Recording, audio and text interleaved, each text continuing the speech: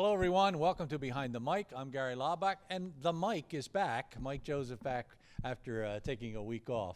And we're looking forward to Fordham. We've got ourselves a 1 o'clock ball game at Jack Coffey Field in the Bronx, New York. And let me set the viewing schedule for you guys for the rest of the year. We will not have this ball game. It will be on the Patriot League Network. You can watch it that way. We will have next week's game against Holy Cross on the Lafayette Sports Network, so just like all times. We will not have the Army game. That game will be on CBS Sports Network. We, of course, will have the 154th edition of Lafayette Lehigh. But right now, our focus is on Fordham as the Rams come into the ballgame with a 1-6 record, 1-1 in the Patriot League. And the one win in the Patriot League is a mysterious one. They absolutely destroyed Lehigh by a 43-14 score. I can't explain it, but Mike usually can. Well, they put up 40 or more points in their last two ball games, both Patriot League contests. But I had a chance to watch a little of the Lehigh game.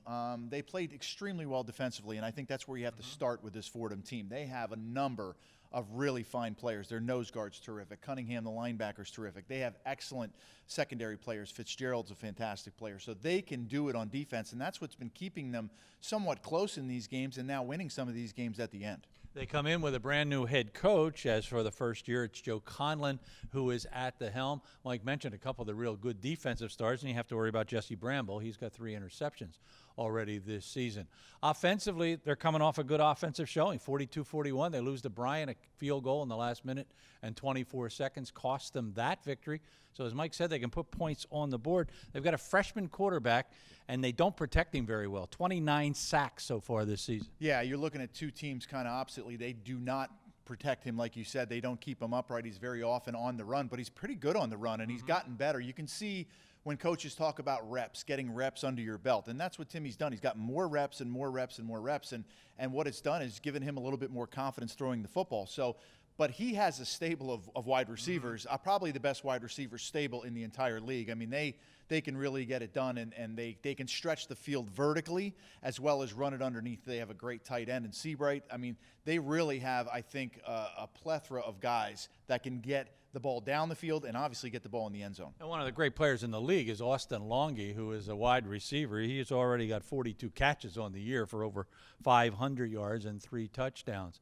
So as we approach this football game, we're coming off a really good win. I mean, at Bucknell, we got the job done. We had nice offensive balance. We rushed the ball for 138 yards and 3 rushing touchdowns. 5 different people scored, so we really spread the accolades around on the offensive side. Yeah, and I thought it was a really nice game for the offensive line. They were fantastic. I mean, I saw progression when you add a guy like Grunhofer in there. Marati's getting better. You bring back a little healthier Kevin Zadoveski for his 3rd game back.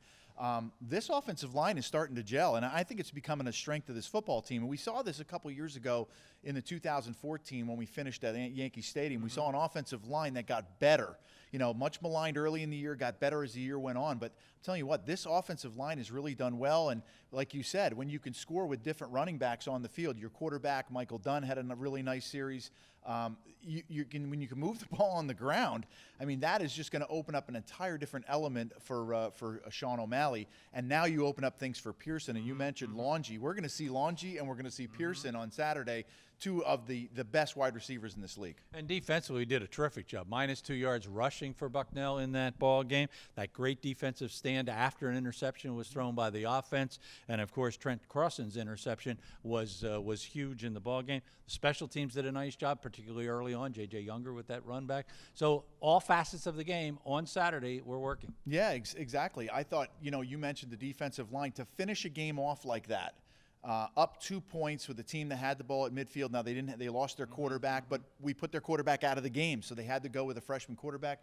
The defensive line I thought was phenomenal. Getting after the quarterback, and you can see the way they feed off each other. They roll 7, 8 guys in on that defensive line, and when you can bring guys like Keith Earl and Ryan Barnett, and then you can, you add in just Malik Ham, a freshman, and guys that can get after the quarterback. And now when the team has to throw the football, they pin their ears back, and now they know they can go after it. That may be the difference in this ball game. Can we stop the run number one first? And they have not run the ball well for them, and then turn the guys loose up front. It's going to be very important for us to get pressure with 4 guys, because the secondary is going to have to be back there covering, like I said, some of the best wide receivers. Yeah, it'll be great if we can add to that 29 sack number a few times this weekend. Mike and I will not be there to bring you that ball game, but we will be back in a couple of weeks. And, of course, we're always behind the mic, so you can join us every single week for a look at the next opponent for the Lafayette Leopards. For Mike, I'm Gary. Thanks for watching.